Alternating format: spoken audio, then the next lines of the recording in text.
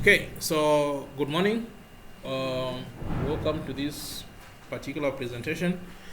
This is the first part of a two-part series on decision making in Python and repetition. So today we're going to just look at the part for decision making. We're going to see how this is done. My name's Gift Stone and I'm a member of the physics department. So our objectives for this morning are to see how we can test for equality and inequality, how we can carry out numerical comparisons using comparison operators or relational operators like greater than, less than or equals to. We are also going to see how we can combine more than one conditional test using boolean operators, and also how we can put these together using parentheses, then how to make decisions using what is referred to as if else statements. So basically this is a common construct in many computer programming languages, and others have got something which is equivalent to that, this particular thing. So we're going to see how these things are done in Python. So the first part for you to carry out any form of decision making is that you need to carry out tests, and these particular tests are what are referred to as conditional tests. And for you to carry out these tests, you need things that are referred to as relational operators or boolean operators. So in this particular case, if you have a valid test, this particular test, when it's evaluated by Python, it should give you a true or false answer. Anything else which does not give you a true or false answer when it's evaluated is not a valid conditional test. So anything which will qualify to be a conditional test, once it's evaluated, needs to end up as a true or a false. So the relational operators which are used in Python, like in other programming languages, for example, like C or C++, these are the ones which you have. So the first one here, which is made up of two equal signs, this is what's referred to as an equal to operator. This other one with an exclamation mark and an equal sign, this is not equals to. Then this one, left arrow, this is a greater than, then this is a less than, then this is greater than or equals to, then this is less than or equals to. And I have got a few examples which are going to look at this side, which are going to evaluate to true or false. And if that does happen, then you know that what you actually have is a valid conditional test. So in the first one here, with the equal to sign, basically here I'm trying to check whether 1 is equals to 2. And we know that this particular expression, this particular statement is false, so the result is going to be false. I'll also check if 1 is not equals to 2. We know that this particular statement we evaluate to true, and we are going to be true. This one here, 1 is greater than 2. This is a false statement, so it will evaluate to a false. Then 1 is less than 2, this will evaluate to a true. Then 1 is greater than or equals to 2, this is going to be false. Then here 1 is less than or equals to 2, this is going to be true because 1 is less than 2. So basically these are the operators you need to use if you're going to carry out, if you're going to conduct or basically construct valid conditional tests. So in this particular case, the first case here, I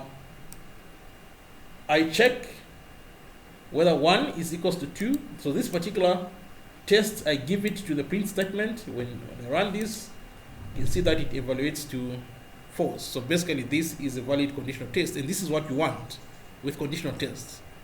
Once it's evaluated, it needs to give you a true or a false answer. So this is how you check for equality. Then this bit here is how you check for inequality. So here we're saying we want to check if 1 is not equals to 2. So you start with an exclamation mark followed by an equal sign like that. And this bit here gives you a true. And here we want to check if 1 is greater than 2. So this bit here, that's the argument we give to the print function. So in this particular case, when this bit is evaluated, then you're going to end up with a false. So this is how you check for greater than operation. So here, 1, we are going to check for 1 less than 2, and when we print out the result of this particular bit here, we get a true, and here we want to check if 1 is greater than or equals to 2, and if we do that bit, we get a false. Then here we want to check if 1 is less than or equals to 2, and you run this, you get a true. So the one thing to note here is that the true value you're getting and the false value, they start with capital letters. In other programming languages, they basically small letters. So there's this difference with Python. It gives you a true and false values with the first letter capitalized. Okay. So these are basically individual tests. Yes. So that exclamation mark, even you can use it here also together with the those greater than. No. The exclamation mark and the equal sign. This is one unit. Oh, that's one unit. This is one thing. Yes. So you can. Yeah. Same here. So these are. This is basically one operator, like that, equal to sign. Then this is one operator. Then these ones. This is also. They are being evaluated as together, like that. Okay. So that's how you evaluate individual conditional tests. However, you might need to evaluate more than one test, which is basically where boolean operators come in, and also parentheses. So if you need to evaluate more than one test, then you have to use these boolean operators and or and not. And it so happens that when you're trying to when you combine these and or and not, the ones you have looked at, these ones, they equal to, not equals to, greater than, less than, greater than or equals to, these ones will be evaluated first. So if you have got a combination of, you have got some kind of complex test which has got the relational operators and boolean operators, the relational operators are going to be evaluated first so that they give you a true or false values. Then afterwards, then the boolean operators are going to operate on the true or false results so that you can end up having a final result like that. So the relational operators will always be evaluated first in this particular case. The other thing to note is that you can also combine for the purpose of clarity, you can combine your relational operators and boolean operators with parentheses in a process called chaining. And the reason why sometimes you chain things is because maybe you want to enhance clarity or readability of how the evaluation is going to be done, or you want to force an evaluation to be done in a particular way. Okay, so there are two reasons, either for clarity or basically for enforcing order. And the operators we're going to look at here are basically here. There is the AND. This is basically the logical AND operator. Then there's the OR, logical OR operator, and NOT, this is logical or NOT operator. These are basically equivalents of your logic gates AND, OR, and NOT. And basically this is how this is what you're looking at. So there's this test this side. So with this test this side, there's also this test this side here. So there are two tests, then we combine them using an AND. And what you actually have here is that we have also included parentheses here. Now these parentheses for this particular bit here, they're not really doing anything. They're just showing you to say this part is being done first. Otherwise they don't change anything, because like I've said, these particular expressions which have these tests, which have relational operators, are going to be evaluated first. So whether the parentheses were there or not, they would have still been evaluated first. But sometimes you want to just make sure that you want to make your code more readable, so that you put parentheses there like that.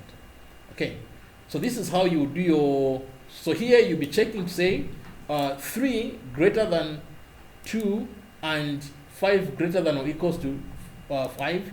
So this part will be evaluated first, and of course if this part is evaluated, this is true, so we end up with a true this side. Then this side, 5 greater than or equals to 5. This is 5 is not equals to 5, but 5 is not greater than 5, but 5 is equals to 5. So this part is going to give you a true.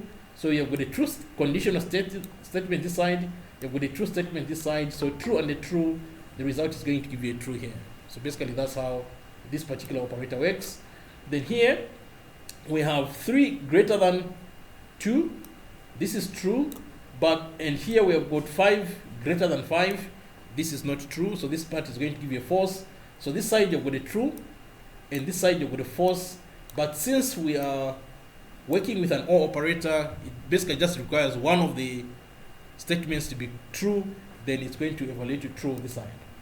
Then here we have a not operator. So here 1 is greater than 2.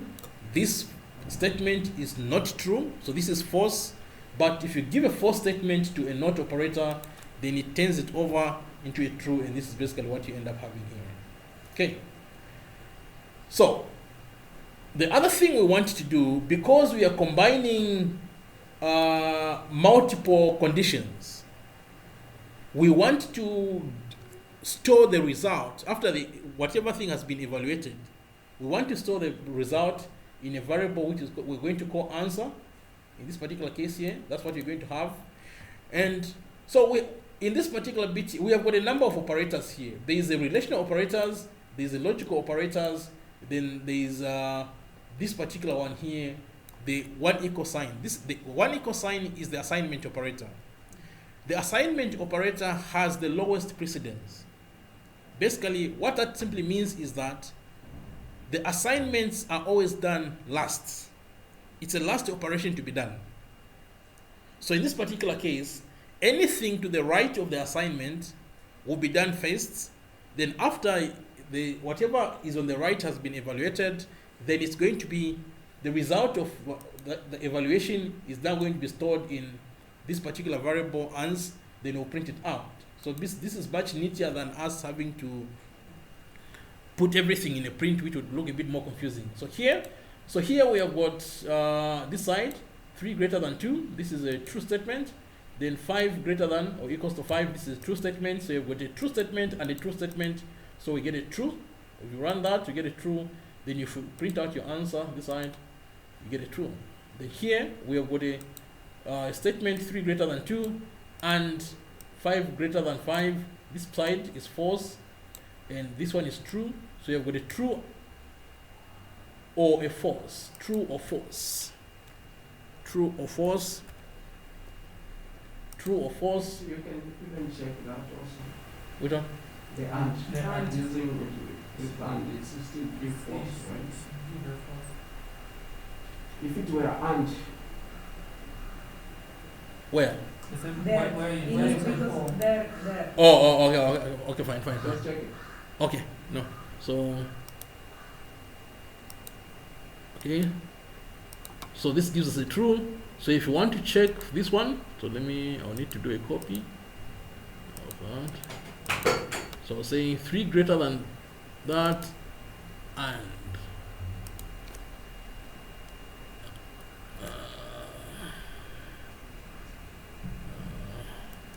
so let me move it up since and is up there. So let me just move it up.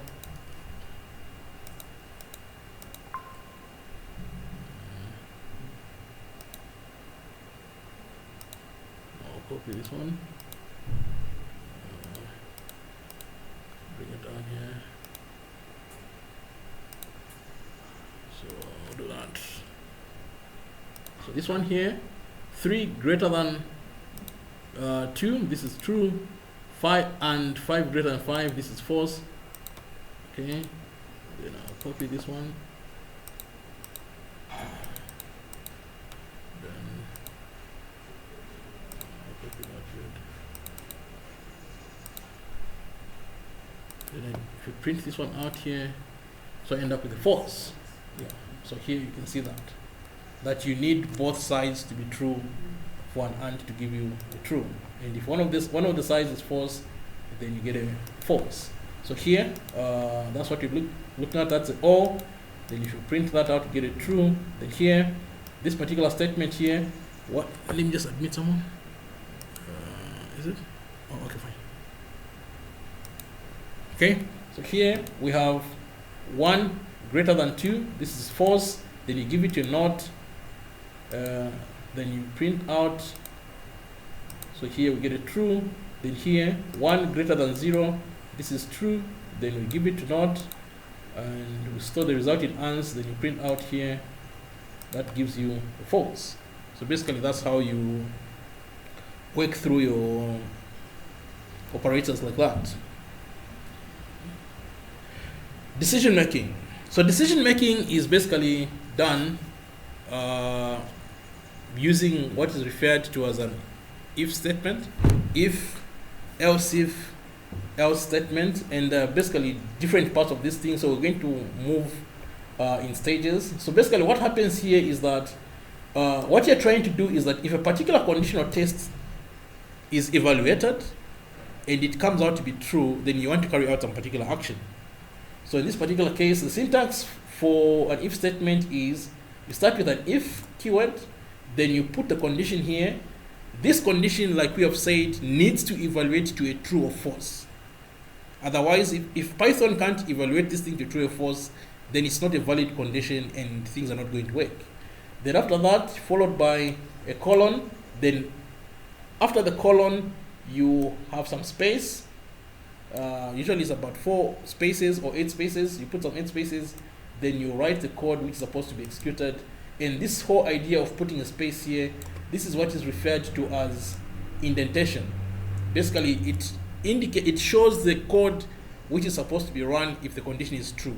Other programming languages, for example, I think C or C++, they use curly brackets for indicate which particular pieces of code are supposed to be run. But in Python, we don't use any brackets. We just indent the code, and that's basically what happens. So here, we have a small program which asks a person to enter the temperature of the water. Then it's going to tell them if the water is gas or not. So here, this statement here asks a person, or ask a person to enter the temperature of the water, and you've got 3 temperatures you're going to work with. The first temperature is going to be 150. The second one is going to be 100. The third one is going to be 50. So when they enter their temperature, that temperature is going to be stored in this variable called temp. Now, when you use the input function to collect information from the keyboard, the information is stored as a string. So we need to change that information from being a string into a number we can work with. And that's basically what this particular function float is doing. So it will convert your temperature into a floating point number, which you can use for comparisons. And so that's what you're going to have here. So here we now check if the temperature which has been entered is greater than or equals to 100. So this is basically the condition here. So we say if the condition temperature is greater than or equals to 100, then the colon tells Python that you're finished typing your condition. Okay, then what are you supposed to do? So in this particular case, this is the space we're talking about. That's the indentation. So anything after that particular space, code which has got that particular space, tells Python this is part of the if statement should be run. So you're going to say print out that water is gas. So in this particular case, if you run the code here with 150, so I enter 150, so enter the temperature like that, then it will run this statement that water is gas. Okay, then I repeat the same for 100. It will do the same thing, because for 150 the temperature is greater than 100. 150 is greater than 100. Then for 100, 100 is equals to 100, so that's true. But if I run that same particular piece of code with a temperature of 50, then you notice that nothing happens. The reason why nothing happens is because the temperature value here is 50, and 50 greater than or equals to 100 is false.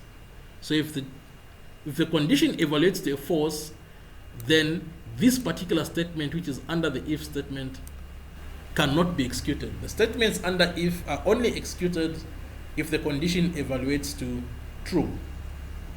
However, you might want to still be able to do something if your condition evaluates to false, and that's what this particular bit if else is there to do. So under the if, we're going to put the statements which are supposed to be run when your condition evaluates to true. Yes. Could you check integration, is Python so sensitive that it will not? Yeah, it is. Yeah, it is. So is there any number of spaces also? Okay, so if we bring it this side, Yeah. then we try to run this, then it tells you there's an indentation error. Okay, so how many spaces are usually? Usually, if you've got an environment like this, this environment like this will automatically indent for you. But if you're just using a text file, you have to be consistent. It's either you choose 4 spaces or 8 spaces. So for you can also either use a tab, just press the tab key. Then the tab key is going to consistently give you a number of spaces like that. So after the colon there, then if I press enter, then the indentation happens automatically. If I don't put the colon here, if there's no colon, Python does not know that I finished typing the condition, then it comes there. So the colon needs to be there for you to tell Python, okay, I've finished typing my condition, then indent for me, and that's basically what the colon is doing. Okay. Any other question? Okay. So here, under the if-else statement, so here you start out with an if, then you put your condition, then after that, after you finish typing a condition, you put a colon there, then Python is going to indent if you're using an advanced programming environment. Otherwise, you have to add the indentation yourself and stick to it. If you're going to say you're going to add 4 spaces, you stick to 4 spaces. Okay. Then after that comes the else. Then the else does not take any condition. So basically after the else, you have your colon, then after the colon you press enter, then we have this code which is going to be executed like that. So basically this is an option for what else is supposed to be done if the condition is false. So we run the same kind of code this time around, but now we have updated it, we have added an else at the end here so that it prints out water is liquid. Okay. So we're going to run the same code for temperatures of 150, 100 and 150 degrees. So here, so I run this. So now we start with 150. So for 150, it prints out water is gaseous because this particular condition here, 150 greater than or equals to 100, this is true. Therefore, this part gets printed out. When this part gets printed out, everything else is left out. Then we do the same thing for a temperature of 100, like that. Then for 100, this particular condition, temp 100 greater than or equals to 100, this is true. 100 is not greater than 100, so the first part is false, but the second part is true. Therefore, this becomes true, and the other bit is left out. Then if we do the same thing for a temperature of 50, where there was nothing done, this time our condition is going to be false. So 50 greater than or equals to 100, this is going to be false. So what's after the if statement, this bit is skipped out, and what's going to be run is now what comes after the else statement, which is what you have here. So this is a way of you trying to do something if a condition is false. But this is not really okay, because what if someone enters a temperature of, let's say, -10? Is the water going to be liquid? It won't be, because in that particular case, the water is going to be ice. So sometimes you also need to probably test for another condition. Like if the temperature is greater than 100, greater or equals to 100, that's fine. But you also want to check if the temperature is greater than 0, so that you can say water is liquid, else water is ice. So in that particular case, that's where this particular construct comes in, which is the if. This reads elif, but this is short for else if, then else. Okay. So this elif should be read as else if. This is basically short for else if. So in this particular case, you are going to have, you start out with an if, then you put your first condition. In this particular case, our first condition is temperature greater than or equals to 100. Then if that's the case, then we're going to execute this particular code which says water is gaseous. Else if we have another condition we want to check if the temperature of the water is greater than 0, then we'll say, okay, fine, water is liquid, then else here, water needs to be ice in that particular case, which is what we're going to do here. So here we'll check out temperatures at 150, at 100, at 50, and at -5.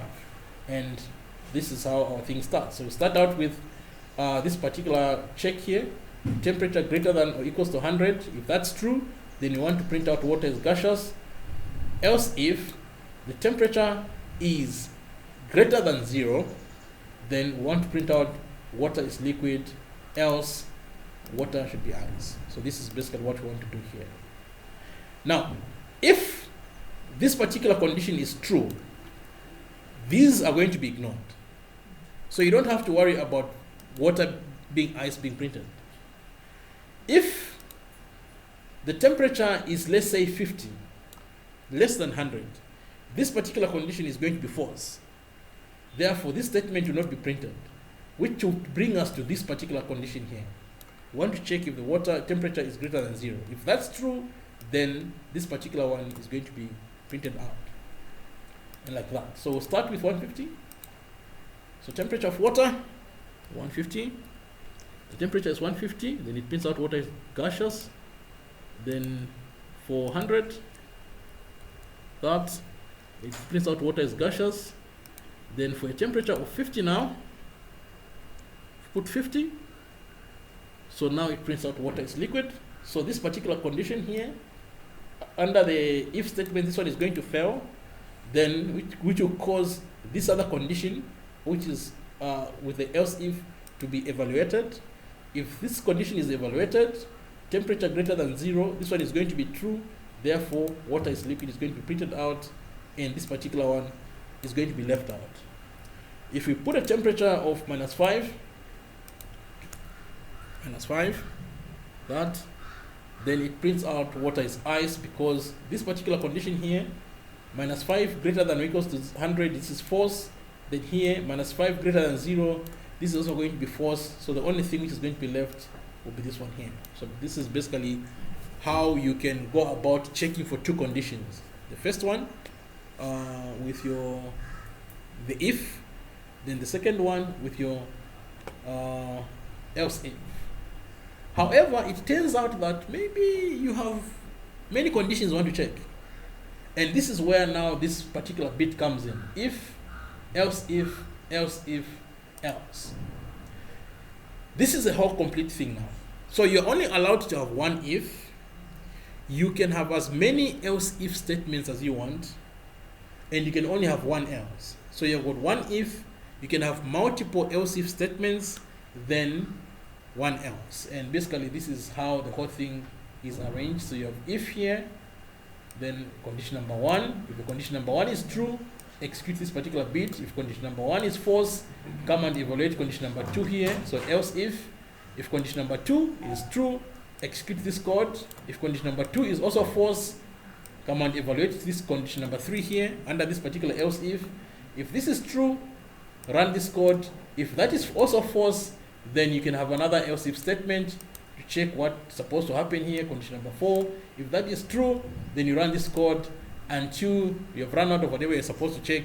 Then you leave the last guy here, which is else, set fine. If all these conditions are failed, then this is the bit you're supposed to execute, like that.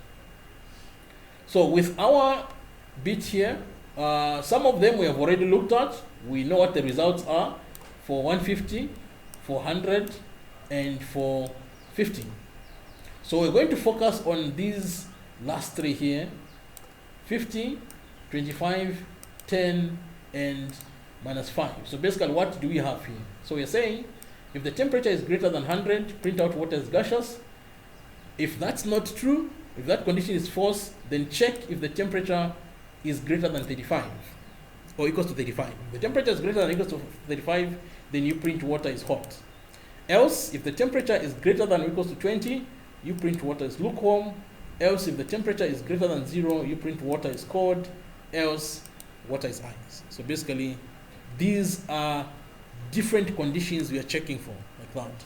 And if you're going to check for multiple conditions, then you can use multiple else if statements, and you should only have one if, you should have one else at the end, then you can have as many else if things as necessary in between there. So in this particular case, if we go for a temperature of, let's say, 50, remember, for 50, previously everything above 0 was liquid. So now we kind of change things a bit. Now for 50, now it's going to say water is hot. Then if I go for 25, for a temperature of 25,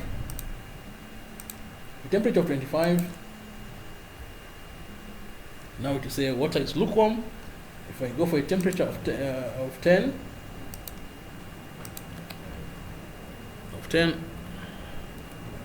now it will say water is cold. And if I go for a temperature of -5, it will say water is ice. So basically, this is basically all. There's some other things, but for us, I think we can get by doing whatever it is we need to do with this particular construct, which is an if-else thing. Okay, so we have come to the end. This is the first part. So the next part will be next week, when we look at how do you carry out repetition. And yeah. Any questions?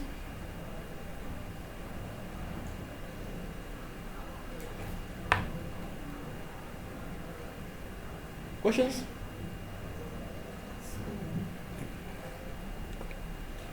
Okay, so we have practical sessions on Friday afternoons, right? Yes. So on Friday afternoons, this is also happening. We have started with second year students, but you are also invited, because over the past 2 years, past 2 or 3 years, we are aware that we had COVID and learning was online, so whatever things were happening, not so much, there was really no opportunity to train you on how to program and everything. Now such an opportunity is there, and it's on Friday afternoons, and we have decided to start with second years, but you can still join the class because we have a lot of computers. There are 25 computers which are there, so you just pop in on Friday afternoon and you can join the class.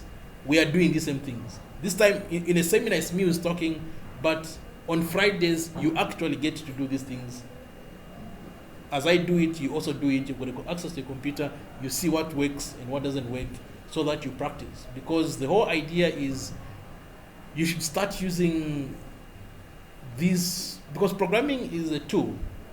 So you should start using this for your labs. Also, when it comes to computational physics, by the time you reach third year, the idea is that by the time you reach third year, you already know how to program, because usually people would come into third year without any programming experience, which means that we would spend most of the time teaching you how to program instead of teaching you how to do computational physics. So this time around, especially by the time this year is done, the assumption is if you're second year, you're coming into third year, your fourth year, your master's, we have this opportunity for you to learn how to program. We will not be teaching you how to program. We'll just be going straight. Are we clear? So please, this seminar series, take them seriously. They're an opportunity for you to learn how to do something which you need to do. Then also, there's Friday practice. Some of you might think I already know a bit, but refreshing yourself is also important. So it's only 2 hours on Friday afternoons. Basically, sometimes it's not even 2 hours. Sometimes it's just even 90 minutes. We are done with the topic, then we move on like that. So the idea is really, by next year when this whole thing repeats itself, if we start early, by the time we are done with the end of the year, you would have learned all the programming Python you need for you to do your physics, for you to do your mathematics, and everything else. Even when it comes to a project by fourth year, or you're doing a master's project, we just tell you go and do this, you go and do it. You already have the tools for you to do the things you need to do. Okay, so the venue is the computational physics lab on Fridays. And yeah, we hope to see you there. Thank you very much. We meet next week here again. Okay. Have a good day. The other thing is these things are being recorded. So we record the seminar presentations. Then once they are recorded, we post them on YouTube under my channel. So if you have not attended the previous recordings, the recordings are already there on the internet. If you have the abstract, under the abstract we also put the links, the video recordings, but you can also just search for my name to get combined with Python, then something is going to come up and you can watch the previous recordings of these things. Okay. So, Mr. Suchum, the second year students, are they not aware of this seminar?